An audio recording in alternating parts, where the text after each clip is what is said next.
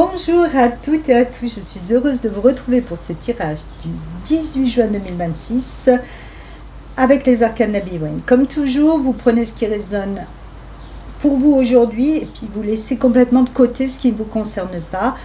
Chaque personne vit sa propre histoire, son propre cheminement et les cartes viennent simplement mettre en lumière certaines énergies qui peuvent vous accompagner au cours de cette journée. Je vous rappelle que vous pouvez toujours demander une guidance privée si vous avez des questions plus personnelles. Alors, nous allons commencer avec l'énergie source. C'est le climat général de la journée, l'ambiance dans laquelle vous évoluez et les énergies qui influencent l'ensemble du tirage. Alors, première carte, nous découvrons le 9 de bâton. Cette carte apparaît souvent lorsque vous avez déjà traversé une période qui vous a demandé de l'endurance. Vous avez avancé, parfois avec prudence, parfois avec détermination. Et puis aujourd'hui, vous pourriez avoir le sentiment d'observer une situation avec davantage d'expérience qu'auparavant. Ce n'est pas une carte de faiblesse, c'est une carte qui montre quelqu'un qui connaît la valeur de ce qu'il a construit et puis qui ne veut plus disperser son énergie inutilement. Et cette énergie, elle est accompagnée par l'ermite.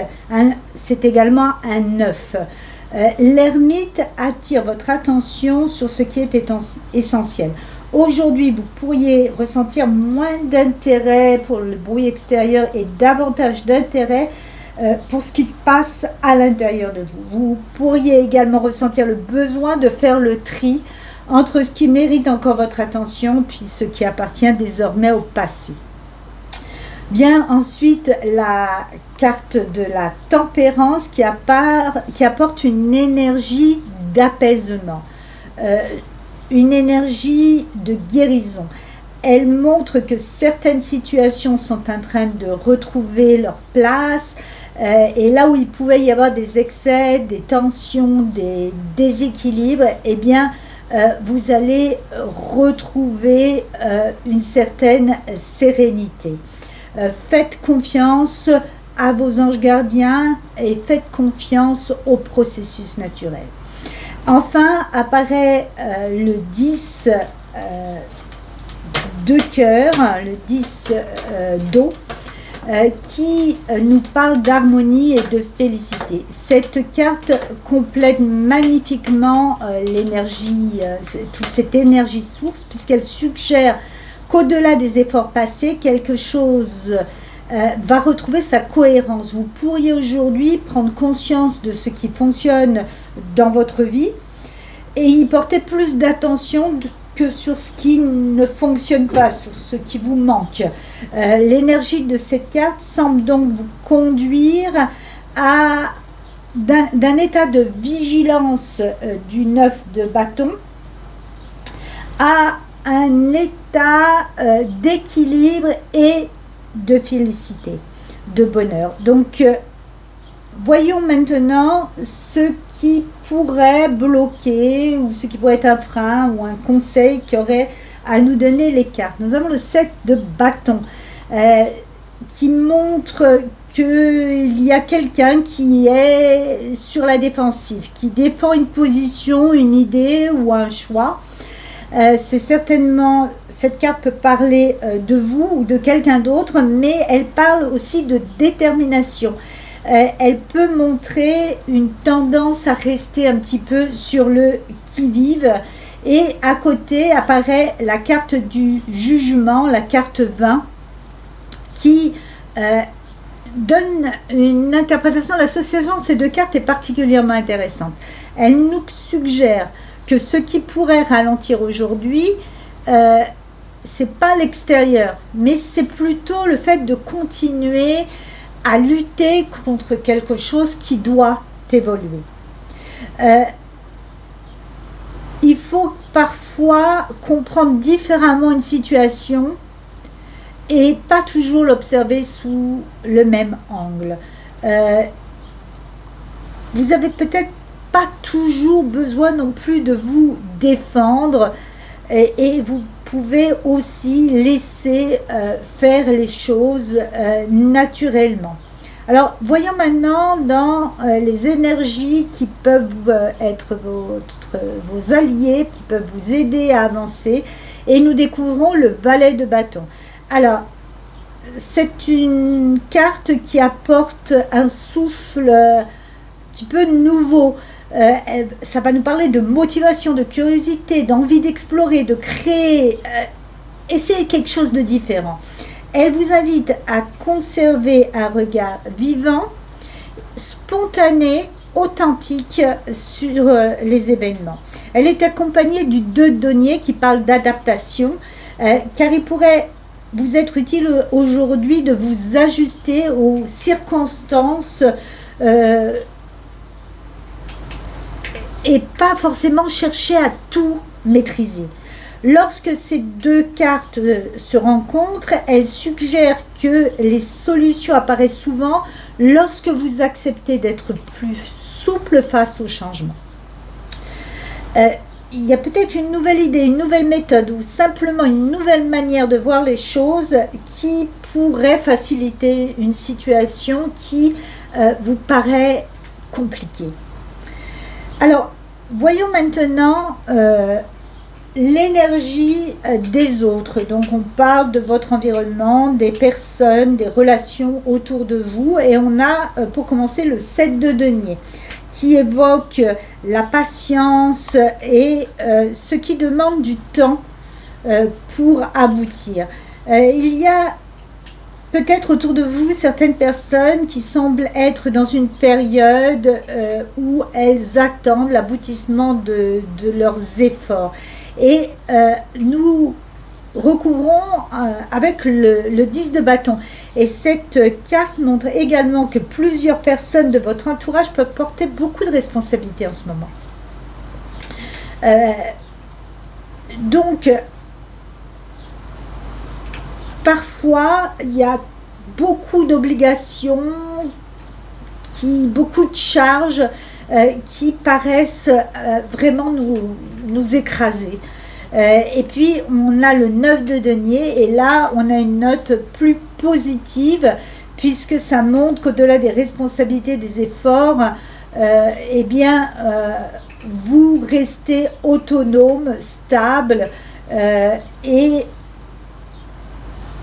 vous allez bénéficier d'un sentiment d'accomplissement.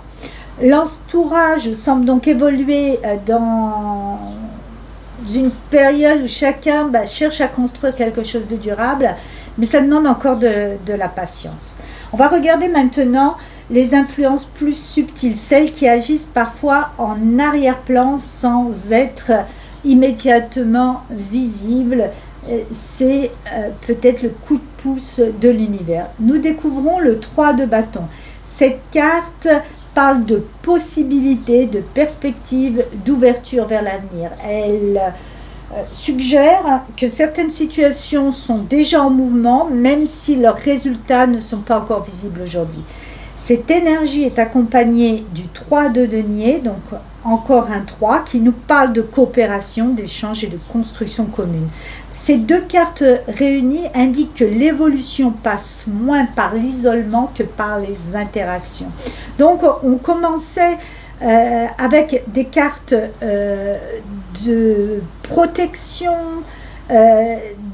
d'isolation avec le 9 de bâton et l'ermite, mais on suggère quand même qu'il y a peut-être une rencontre, une discussion, une collaboration qui pourrait avoir plus d'importance que vous l'imaginez.